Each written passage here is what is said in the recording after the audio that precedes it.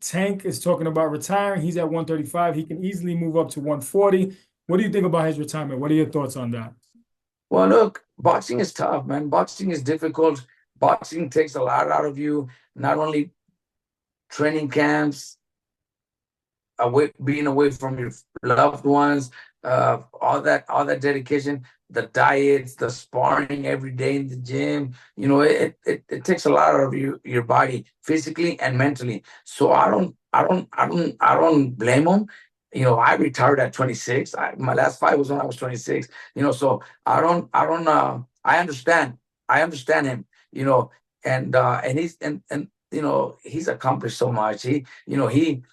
He's a three-time champion. He's made a lot of money. He does really good when it comes to gates. He sells a lot. He does $5-6 million just in the gates. So he's done a lot. You know, we never me as a trainer, former fighter. I don't want to see fighters end their careers fighting at 40, getting hurt, having problems speaking, having problems walking, because it happens a lot. We've seen a lot of fighters that maybe fight a little too much and they end up, having physical problems. Tank doesn't, he's never been in a tough fight. He knows how to pick his opponents. That's one thing that I also, sometimes criticize because he hasn't given us the fights that we would like to see, the unifications, the challenges to, you said it, he could easily move up to 140, but he won't, but he doesn't. He did when he saw the right moment against Barrios. That's the time, that's when he did it. He didn't do it against the solid top guy at 140. So they've managed his career a smart way. So him planning on retirement, I gotta respect that. He's made a lot of money. He's a three-division champion, even though we didn't see the fights that we would have loved to see, unifications. There's a lot of fighters that are looking for unifications. They're not worried about how much money I'm making in the gate or how much money I'm making. They want to be remembered as the guy that took those challenges. But every fighter is different. Everybody thinks different, and the way Tank thinks, I think is a very smart way to get out. Don't take it. Don't. He never took any punishment, and he's set for the rest of his life. Exactly. Now, final question.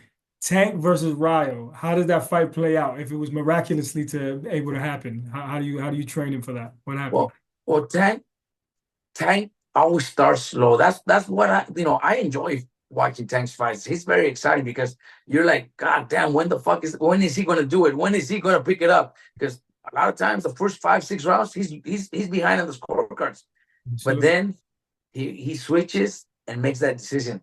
I don't know, me as a trainer, I would love that challenge because it's also going to challenge me to plan it out where Rayo is good enough and listens and follows instructions to continue this doing the same thing till the end, not making those mistakes where sometimes, oh well, he's not doing much, I'm gonna take a little chance. No, because that's what Tank is waiting for, Yeah. to catch you. So just like we did with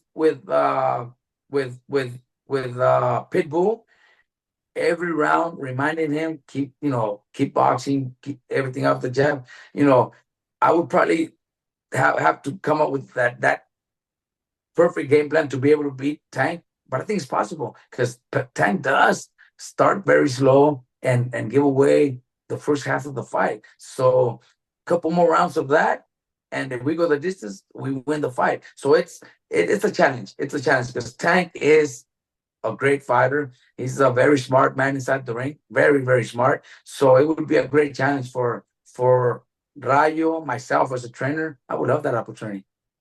Absolutely. Well, Robert Garcia, the legendary Robert Garcia, thank you so much for joining us here at Fight Hype. It's always a pleasure interviewing you. Thank you for giving us your time. And this is Johnny Boy Boxing at Fight Hype, and we'll catch you in the next one.